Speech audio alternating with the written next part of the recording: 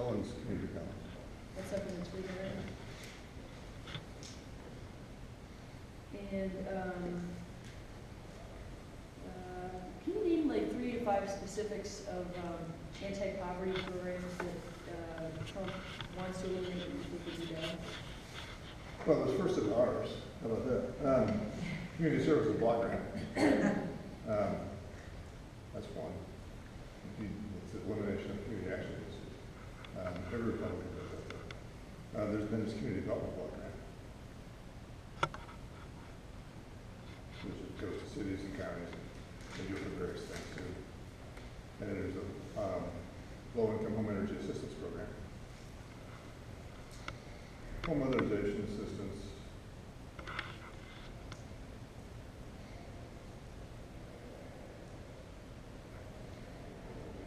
Anything else I should mention? That's good. So when it comes to fighting to save these programs, you were taking this study to Ohio's congressional members. Yes. What's your big pitch? What's the thing that you want them to know before they go in to cast their vote?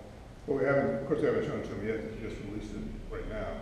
I think one thing to know is about the harmful effect of losing these programs. We've talked to them about those things already. We haven't shown them the report. You know, when you talk about pulling the rug out from hundreds and hundreds of thousands of people, and you're talking about Medicaid and the change they want to do to Medicaid, in addition to the things we just mentioned. You're talking about leaving people out in the streets.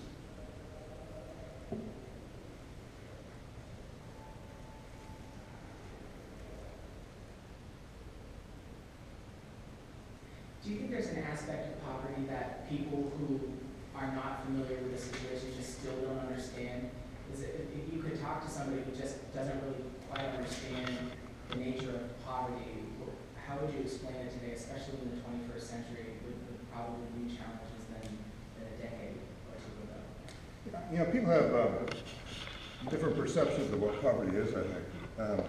They don't understand that it's not something that poverty it's not a defined group of people.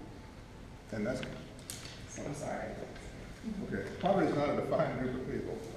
And that's kind of the picture people have. They say it's not me. You know, but once a factory closes, or another business closes, or something's automated and you lose your job, guess what? You're in trouble. You've got to find another job.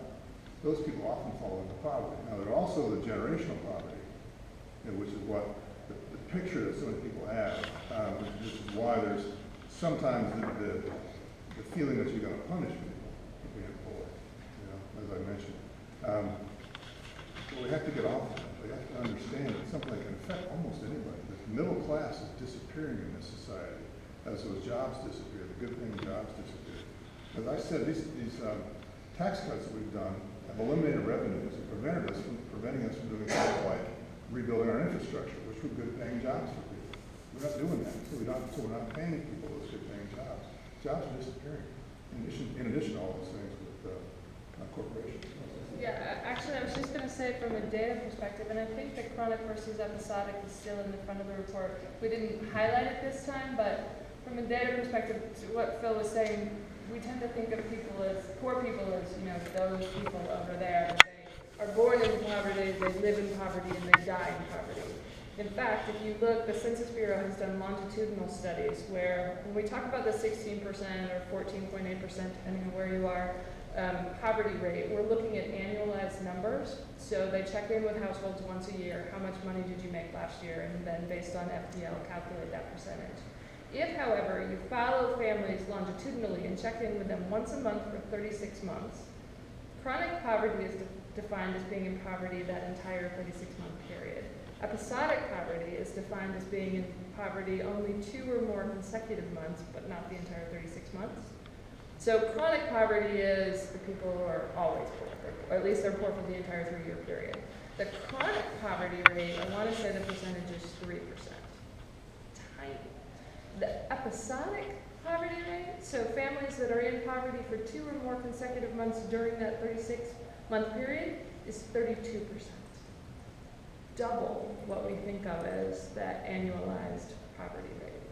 So it's not that people are poor people or they're not poor people. It's that they are experiencing life events the things that come to mind, transportation issues, health issues, being laid off, any number of events that knock your household into poverty. And then because you're hardworking and you're caring and you want to take care of yourself and your family, you start to figure stuff out. It takes you a couple of months to get back up to where you're above the poverty level again. Anything else?